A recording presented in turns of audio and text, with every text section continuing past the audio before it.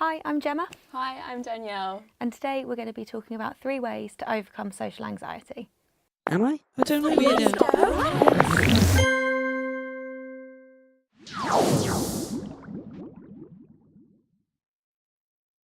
Remember, you can take these at your own pace and your own time, and if you'd like to learn more about social anxiety, check the link in the description. So what kind of anxious thoughts can we have?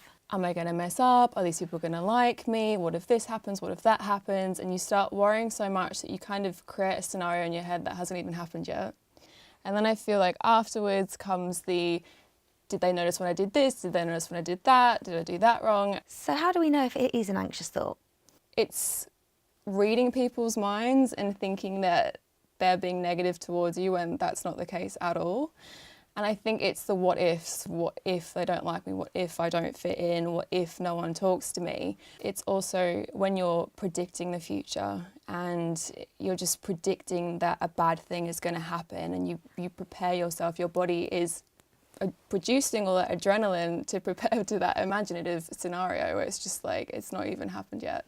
So how can we challenge these thoughts? Was there any evidence in the first place? And I know for myself that when I feel anxious, even if they're looking at me in quite a friendly way, I can start to think, oh, but they might be thinking this and they might be thinking that, and I start worrying myself. Although we may feel like we're making such an impact, what you're saying and what you're doing on the grand scheme of things isn't that important to the other person because, like mentioned before, they're so in their own mind themselves. Essentially, you are not your thoughts. Your thoughts don't define who you are, and who you are on the outside sometimes is a lot better than you think you look on the inside, yeah. We can spend a lot of time concentrating on ourselves, especially if things aren't going well. How can we spend less time on this?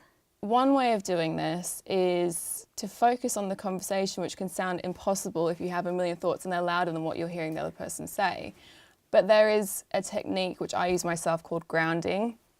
And with grounding, it brings you back into the moment. So even if, for example, like I'm touching the chair and I'm thinking about how it's feeling, if I kind of look around the room or I look at the person and I just quickly think about how are they saying it, what are they wearing, and just think about right now instead of what if I do this, what if I do that, You're just thinking what's happening right now, and then it kind of brings you back in to this second. And it can feel like everyone can know you're anxious, and that can make us feel worse. I know that if I tremble or my voice shakes, the first thing I think is that they're noticing it. I used to think they must think less of me because they can see how, vulnerable I am and how scared I am, but it's something that everyone needs to know, that every single person will be anxious at some point in their life. If I ever feel very nervous and then I've been filmed and I watch it back, I'm like, oh, I didn't look how I felt at all. And it's really weird because you don't actually see yourself from the outside. We can spend a lot of time worrying if we're doing well in social situations. It is hard when you put that expectation on yourself that I'm going to make this conversation amazing, I'm going to kill it, but sometimes we just have bad conversations and that's fine. I think also when I think back to school, I remember whenever there was reading or anything like that, I would never put up my hand because I didn't want to have all the attention on me and I didn't want the pressure. You're so fixated on stumbling, messing up, not reading correctly that you, again, lose yourself to this worry. And then when it is your turn, you've gone through it so many times that you're already feeling drained before it's even happened.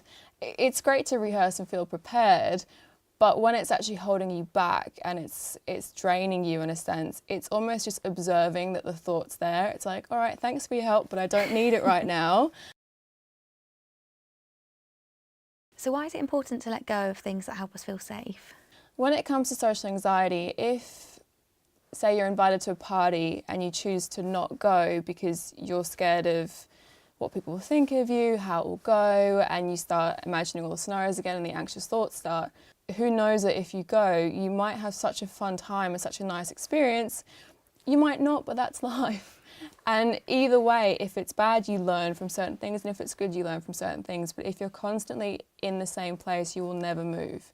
You need to transform into a warrior and not a worrier. So what goals could you set yourself? Whether it's as small as when I go to school tomorrow, I'm going to look at someone in the eye when they say hi.